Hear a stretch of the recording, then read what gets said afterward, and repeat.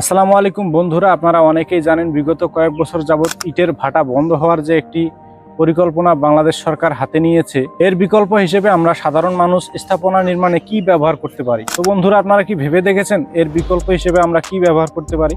তো ভিউয়ার্স, উন্নত দেশগুলোতে যেখানে পুরা ইটের কোনো ব্যবহার নেই, সেই দেশগুলো কি ব্যবহার করে?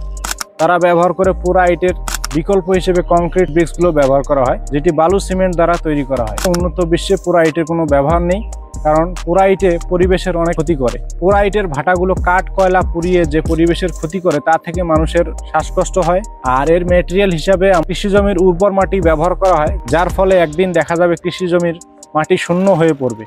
তো এর বিকল্প হিসেবে আমরা নিয়ে এসেছি কংক্রিট সলিড ব্রিক্স, যেগুলো আপনি বাড়িতে বসেই বালু সিমেন্ট ব্যবহার করে উৎপাদন করতে পারেন। উন্নত দেশগুলোতে বালু সিমেন্ট দ্বারা তৈরি কংক্রিট ব্রিক্সের ব্যবহার অনেক আগের থেকেই হয়ে আসছে। বাংলাদেশে এই ধারণা খুবই নতুন।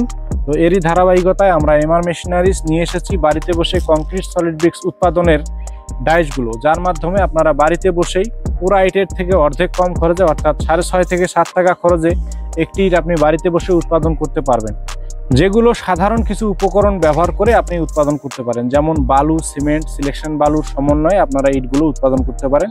সেই বিষয়ে বিস্তারিত ভিডিও দেখাবো আজকে।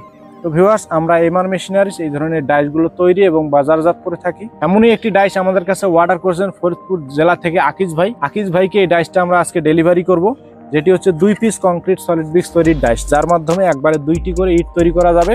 যেটিতে লোগো দেওয়া আছে JOY। আপনারা আপনাদের পছন্দ অনুযায়ী লোগো দিয়ে এই ধরনের ডাইসগুলো আমাদের কাছে নিতে পারেন। আমরা এমআর মেশিনারিজ এই ধরনের ডাইসগুলো সারা বাংলাদেশে হোম ডেলিভারি দিয়ে থাকি। 1 পিসের, 2 পিসের, 3 পিসের, 4 পিসের পর্যন্ত আমাদের কাছে এই মুহূর্তে অ্যাভেলেবেল রয়েছে। আপনারা আপনাদের পছন্দ অনুযায়ী লোগো এবং সাইজ কাস্টমাইজ করে আমাদের কাছে এই ধরনের ডাইসগুলো নিতে পারেন। তো ভিউয়ার্স, এখন আসতেছে ম্যাটেরিয়াল। আপনারা কি কি ম্যাটেরিয়াল ব্যবহার করে এই ধরনের ব্রিকগুলো বাড়িতে বসে উৎপাদন করবেন। 1 বস্তা সিমেন্টের হিসাব আমি বলতেছি। 1 বস্তা সিমেন্টের সাথে 3 বস্তা সিলেকশন বালু, 3 বস্তা প্লাস্টার বালু, 250 গ্রাম কেমিক্যাল এবং 20 থেকে 22 লিটার পানির সমন্বয়ে এই মিশ্রণটি আপনাকে তৈরি করতে হবে। এবং ইটের শক্তি বাড়ানোর জন্য ব্যবহার করতে হবে 250 গ্রাম কেমিক্যাল। এই কেমিক্যাল ব্যবহারের ফলে ইটের শক্তি অনেকাংশেই বৃদ্ধি পাবে। সিমেন্ট তো ইটের শক্তি বাড়াবেই, এর পাশাপাশি আপনারা কেমিক্যাল ব্যবহার করে ইটের শক্তি অনেকাংশেই বাড়িয়ে নিতে পারেন। এই মিশ্রণটি এমনভাবে তৈরি করতে হবে যেন পানি একদম বেশিও না হয়, একদম কমও না হয়, যেটিকে রাজমিস্ত্রিদের ভাষায় ভুরা মশলা বলে। এই ভুরা মশলা আপনাকে তৈরি করতে হবে।